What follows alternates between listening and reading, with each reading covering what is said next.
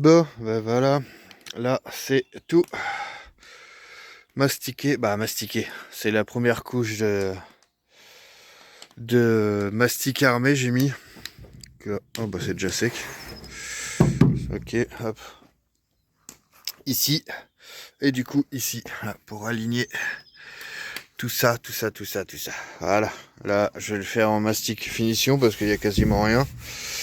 Donc ça sert à rien que je mette du armé. Là j'ai mis du armé pour renforcer parce que vu que c'est des grands panneaux de tôle, voilà, si vous entendez, c'est quand même plus solide, donc du coup je préfère mettre ça devant. Et puis là, du coup, c'est pour rattraper un peu l'épaisseur qui eux ont mis. Alors comme c'est pas droit, mais je vais refaire tout à la cale là. Et essayer de rattraper ça autant que je peux. Là, j'ai reformé toute ma tôle et tout. Et du coup, là, j'ai laissé. Bon, il y a une surépaisseur, mais ça change, je l'aurai au ponçage.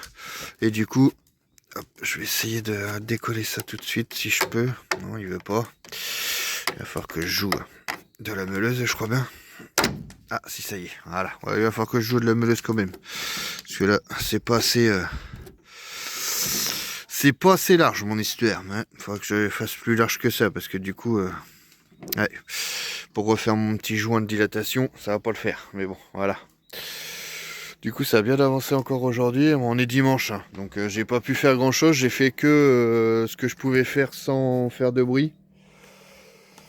C'est-à-dire pas grand chose. Parce que bon, j'ai des voisins, ils aiment pas le bruit. Quand faut pas, quand c'est les jours fériés, quand c'est dimanche, quand machin. Donc, il y a un moment où faut respecter aussi le voisinage parce que sinon, ça le fait pas. Donc voilà, il y a Aline qui a commencé à gratter l'intérieur. Voilà, j'ai refoutu un peu le bordel, mais là en fait en dessous c'est gratté là tout le long. Hop. Elle a gratté ce que j'ai. On a racheté un compteur. Alors j'ai peut-être quelqu'un qui pourra me répondre, je sais pas.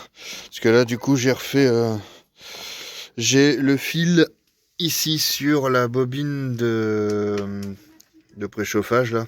Le relais de préchauffage, pardon, pas bobine, relais de préchauffage. J'ai ce fil là. Et ce fil là, c'est le témoin de mon voyant de préchauffage au compteur. Voilà, tableau de bord. Et du coup, ça marche pas. Voilà. En fait, j'ai le voyant, quand je mets le préchauffage, qui est là, là, tac. Alors, je pensais que c'était le compteur, parce qu'en fait, quand je mets voilà, le préchauffage, il n'y a rien. Quand il est branché, parce que là, il est débranché exprès, il n'y a rien. Et quand je coupe le contact, du coup, non, c'est pas ça. Je dis n'importe quoi, oh là là. Je mets le contact, donc le relais se met en route, donc il préchauffe, le voyant est pas allumé. Dès qu'il déclenche comme quoi il est chaud, le voyant s'allume. Et en fait, sur le compteur, on a les pales derrière. Hop, vous voyez. Et du coup, en fait, je me retrouve avec la pale ici qui est en négatif. Et du coup, ce qui arrive de là, donc là, au numéro 3, là en l'occurrence, c'est censé être un moins. Non, là c'est un plus. Voilà, je dis ça. Là c'est un plus. Là, vous le voyez, le plus il est là. Plus, moins. Là c'est un plus. Et c'est censé être un moins qui vient ici. Tac, pour m'allumer mon voyant.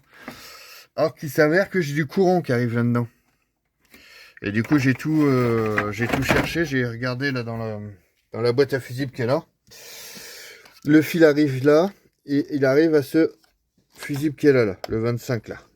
Hop, attendez, je vais vous zoomer un peu parce que là, voilà. Donc ils arrivent au 25 là. Et le 25, ça m'indique que c'est le compteur. Et ça, en fait, ça m'envoie du courant dans ce fameux fil qui est là. Hop. Attendez, je vous mets ça comme il faut. Voilà. Alors, voilà, si c'est bon, on voit. Donc le fameux fil qui est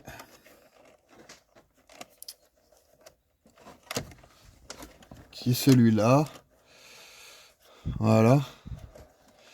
Le rose et gris là. Et ça, le gris qui est à côté, donc ils sont reliés tous les deux là sur la même broche. Le gris, c'est le fameux gris qu'il y a à mon relais de préchauffage qu'il y a en bas. Donc je comprends pas. Et du coup, quand j'enlève ce fusible, ce fameux fusible de là, j'ai plus rien au compteur, sauf mon voyant de préchauffage, voilà. Donc du coup, on a racheté un compteur qui est là. Hop. Voilà, on a racheté un compteur. Alors attendez, je vais vous remettre en grand angle parce que sinon vous allez... Voilà. J'ai racheté un grand angle. Un grand angle. Oh là là. J'ai racheté un... J'écoutais Joachim en même temps et du coup je m'en mêle les pinceaux. Et du coup, si j'ai racheté un compteur, bah du moins Ryan a racheté un compteur et il s'avère que ça fait exactement la même chose. Donc c'est pas le compteur. Voilà. Ça me saoule un peu. Parce que là j'ai le moins là et ça c'est le plus qui arrive là, ouais, c'est ça. Donc c'est la même chose. Donc ouais, ça fait la même chose. Donc là, j'avoue que je ne comprends pas. Parce que là, quand je mets le contact, là j'ai tous mes voyants, là, tout marche correctement. J'ai ma jauge à essence, tout. Il n'y a que le préchauffage qui marche pas. Alors après, je me demande si c'est bien le bon relais de préchauffage parce qu'il y en a deux sortes. Alors... Et là, bah, du coup, ça a déclenché, mais j'ai pas, comme il n'est pas branché le fil, ça ne l'a pas allumé. Mais habituellement, en fait, là, j'en ai entendu le tic. Je sais pas si vous l'avez entendu vous dans la vidéo, mais du coup, ce voyant-là est censé s'allumer. Bah, il est censé s'allume. Donc, je comprends pas trop le. Je comprends pas trop le truc. Je sais pas. Là, c'est pour le coup, ça fonctionne très bien. Hein. Préchauffage, tout fonctionne, tout se met, tout nickel. Mais du coup, il n'y a que cette histoire de voyant là, donc si ça continue, je vais me tirer un fil du boîtier, parce qu'au boîtier, j'ai contrôlé, et le boîtier, lui, il marche très bien. Quand ça, en fait, il n'y a pas de... Il y a du courant, en fait, quand il chauffe, et dès que ça a chauffé, tac, ça s'éteint. Donc, enfin, c'est tout ce qu'il y a de plus normal. Donc je sais pas. Voilà. Mais bon, ça, on s'en fiche un peu. Mais là, du coup, on s'est rendu compte, alors on avait un autre câble d'embrayage, qui nous avait donné avec. Et il s'avère que je viens de le remonter, là, vous voyez, le câble, il est là. Alors déjà, il est défectueux parce qu'en bas, il est abîmé, déjà, pour commencer. Et en fait, l'embrayage est mort sur le camion. En fait, on n'a plus de course d'embrayage. Donc du coup, on va se taper un embrayage. Bon, quel beau temps, quel beau temps. Alors du coup, on a avancé un petit peu sur le camion aujourd'hui, mais alors le temps n'y est pas, on est obligé de s'arrêter là. Je vais vous faire ce qu'on a fait. Donc là on est à... du moins j'ai commencé à poncer là. Du coup j'ai redéfoncé toute la tôle là, redressé parce que du coup ça me plaisait pas. Et remis une couche de mastic. Mais du coup le temps s'est invité, donc arrêt. Là j'ai commencé à reformer celle-ci aussi. Donc là, j'ai refait pour le futur joint. J'ai commencé à poncer, mais bon, il y a encore du boulot en mastic. J'ai pas touché à là, pas du tout. Ma chérie, elle a fait ça. Voilà. Donc elle a commencé à traiter, première couche. Et du coup, dans le fond, là-bas, vous voyez que c'est plus noir, c'est parce que elle a mis la deuxième couche. Donc elle a fini le pot et puis... Oui, vous voyez, il y a des trous. C'est prévu, faut que je les bouche, mais là je dis tant pis, tu traites, on remettra après, puis c'est tout. Donc voilà, pour l'instant ça avance. Hop, parce que là on retraite tout le camion entièrement, parce que là les points de rouille et tout, si c'est pour être emmerdé dans 2 ou 3 ans ou voire avant, c'est pas la peine. Bon, j'ai fait ceci aussi. Alors hop, on ouvre. Voilà. Là, découpe. Voilà. Donc voilà, enfin de toute façon, on avait vu un peu un surprise. C'est un petit peu mangé. Du coup, j'ai dépointé, on appelle dans le jargon. Alors dépointé, ça se passe avec ce petit forêt ici. Vous voyez, c'est un forêt qui est fait exprès pour percer la première tôle comme celle-ci là. Mais pas percer la deuxième, à part quand on se foire, genre comme ici, où j'ai été trop loin, voilà, ça arrive. Donc du coup j'ai dépointé cette tôle là, parce que Déjà pour accéder derrière, c'est quand même plus pratique. Et là du coup, si je la remets en place là, vous voyez, eh ben, il en manque un bout. Voilà, il manque tout le bas. Donc du coup, je vais ressouder directement comme ça, à plat, tranquille, refaire la forme de cette tôle. Ensuite, ici, il y avait un petit pet dans le coin, ici. Mais j'ai préféré découper entièrement pour tout refaire. Là, vous voyez, j'ai ma tôle qui revient là. Tac, tac, voilà. Hop, comme ça. Mais j'ai l'angle ici, vous voyez, enfin, il y a un trou. Faut que je refasse l'angle. Vous voyez, qui est pourri là. Et du coup, j'ai en dessous, voilà. La tôle, là, elle est complètement pourrie aussi. Donc, du coup, je veux reformer la tôle de là. Refaire l'angle, en fait, comme à l'origine. De façon à ce que ça se refasse correctement. Et ça, du coup, c'est toute la tôle du plancher qui était là. À refaire aussi. Donc, ça... je vais essayer de vous faire voir les étapes au fur et à mesure, mais c'est pas évident du tout. Donc là, vous voyez, toute la tôle qui reste. C'est solide. Voilà. Donc du coup ça sera traité, il n'y a que là, faut que j'arrive à défaire le pare-choc, mais c'est des vis à la con. Là j'ai commencé à gratter, donc du coup on va tout traiter, une fois que ça sera correctement refait. Et j'ai l'angle du coup ici à recouper là, tac, pour refaire l'angle là, qui descend jusqu'en bas. Et puis après tout boucher à l'intérieur, blacksonner, machin et tout, faire propre pour que ça soit fait comme à l'origine. Voilà. Parce que c'est obligatoire que ça soit remis comme à l'origine, puisque de toute façon, déjà rien que pour le contrôle, c'est normal de toute façon. Hop. Et si c'est pas fait correctement, de toute façon, ça ne marchera pas longtemps. Ça a forcément des impuretés ou quelque chose qui va se remettre. Alors là, il faut que je rachète de la bombe cuivrée aussi. Faut que je veuille acheter ça parce que du coup j'en ai pas et la bombe cuivrée se met entre deux tôles quand on soude et ça évite en fait que l'humidité se mette et du coup que ça rouille, voilà. Donc du coup visuellement ça a bougé un petit peu aujourd'hui, mais c'est pas fou, hein. C'est pas fou. Donc j'ai la tôle là, j'espère que ça va pas rouiller. Ah là, la pluie, de toute façon je vais reponcer, donc ça va le faire, mais... Ah, c'est le problème de travailler dehors en fait, hein. Mais bon, j'ai pas de hangar assez grand pour le rentrer lui, il est trop haut. J'ai que le bâtiment là où il y a la 307, du coup, qui était à Ryan à la base.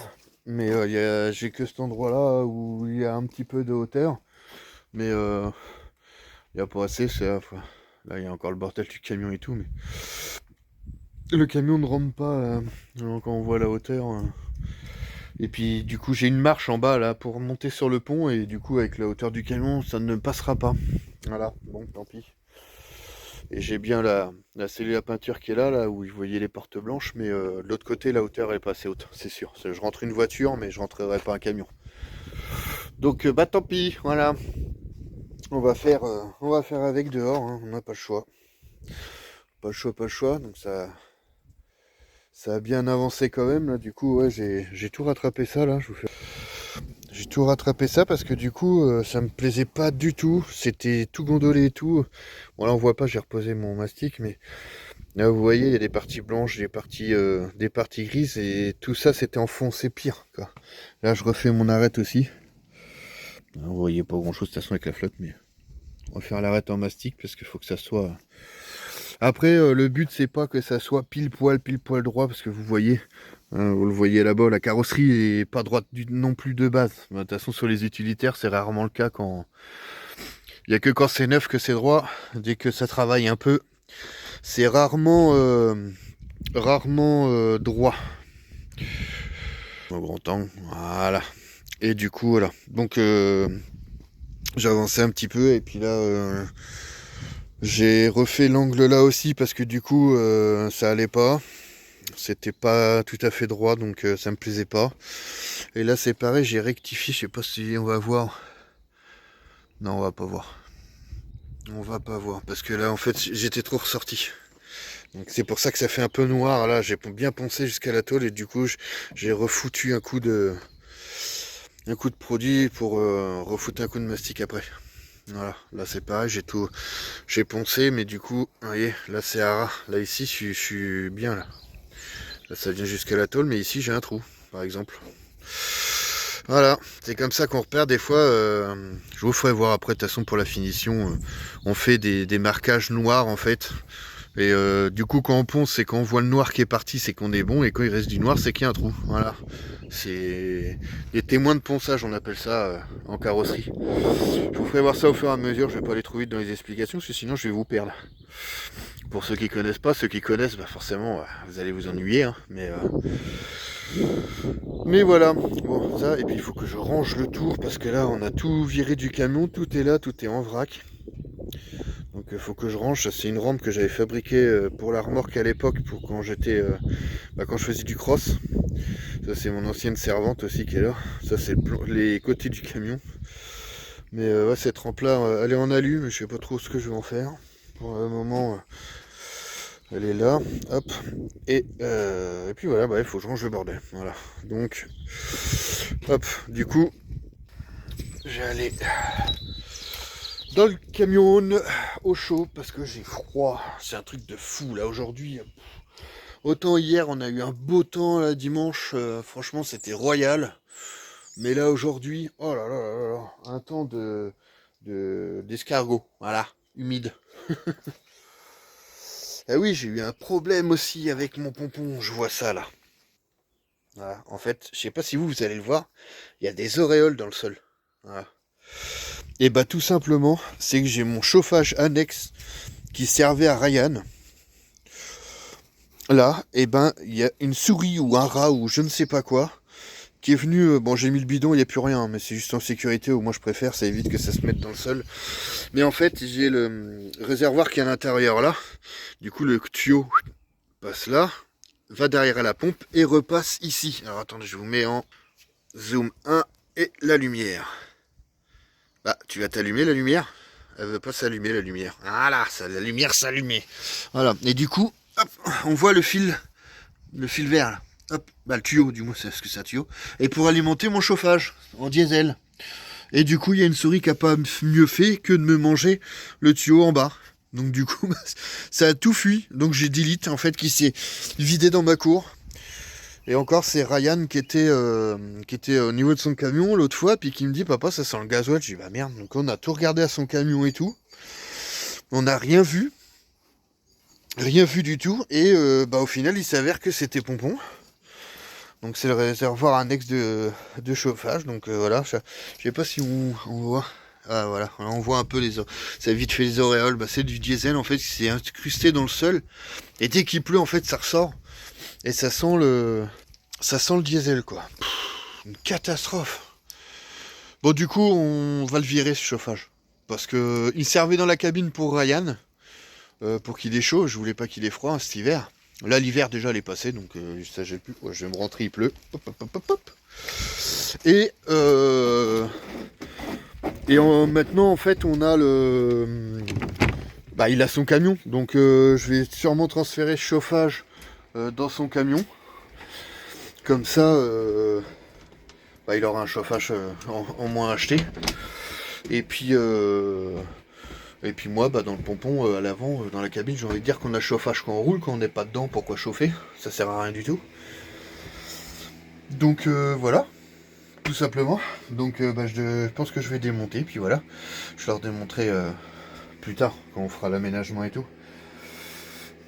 Pour arranger l'organisation de son camion, comme ça au moins, enfin il a pas ça à acheter. Il y a deux trois trucs, il faut que je regarde, parce que j'ai encore le chauffage annexe à l'époque quand on avait la remorque. Qu'on branchait sur le camping-gaz. Je sais quoi aussi. Je sais plus. J'ai encore des planches pour faire l'aménagement. Il y a plein de trucs que j'ai gardés parce que je me suis dit au cas où ça peut servir éventuellement. Et ça va servir. Ah oui, on a reçu le fameux silicone pour faire les joints de carrosserie. Et j'ai recommandé une une cale à poncer, voilà, une cale à poncer grande comme ça là, pour bien faire les plats comme il faut sur la carrosserie. Même si bon, ça reste un camion, on est d'accord. La carrosserie a pas besoin d'être pile bien faite, mais j'essaye de faire en sorte que ça soit le plus droit possible et correctement fait. Parce que voilà, le camion le mérite, il est propre, donc voilà. Et puis, bah, c'est tout pour aujourd'hui, je pense. Hein, la suite au prochain épisode. Et puis voilà. Allez, on continue nous, parce que du coup là, normalement c'est soirée hamburger, je crois, je sais plus. Bon bref, on verra bien. On va manger. Allez, c'est parti. Bon, avancement du camion. Alors du coup, j'ai remis une couche de mastic un peu partout. Voilà. Donc pour l'instant je ponce rien. Là on a mis du scotch parce que j'ai toujours pas fait le joint. Je préfère mettre le mastic avant. Et pour l'instant on laisse ça comme ça. Il n'y a pas de rouille apparente, donc on laisse ça comme ça. On laisse tomber le mastic parce que le temps ne s'y prête pas. Ensuite, Miss Maman a fait tout la deuxième couche dans le camion et est en train de poncer cette partie là. Pour remettre pareil l'anti le stop rouille.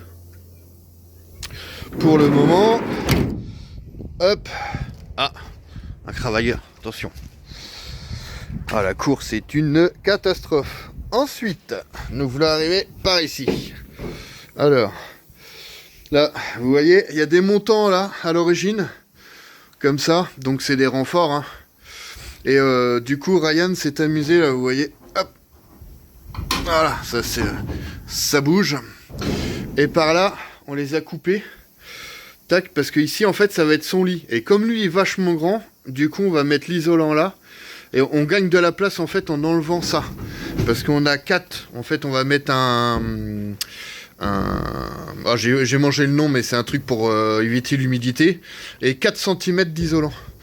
Laine de bois, c'est ça, hein, ouais. De laine de bois. Le pare-vapeur, voilà, c'est ça que je cherchais. Donc on va mettre le pare-vapeur et 4 cm de laine de bois pour l'isolation. Donc du coup, ce qui nous fait à peu près jusqu'au montant ici, vous voyez. Et donc du coup, si on met le montant là en plus, ça va être compliqué. Donc du coup, il va gagner ça pour son lit. En fait, il sera quand même beaucoup mieux. Et moi, je suis là-dessus. J'ai pratiquement fini, vous voyez. Donc là, vous voyez la différence avec avant. Donc là du coup, oui, il y a toujours le trou à l'extérieur, là, vous voyez. Parce qu'en fait, je vais le faire de l'extérieur, la tôle. Voilà. Donc, parce que là, du coup, j'ai fait le renfort derrière. Hein, on voit pas, mais le renfort est fait derrière. Je suis descendu jusqu'en bas. Et je vais me reprendre là-dessus pour faire ma tôle extérieure. Hop.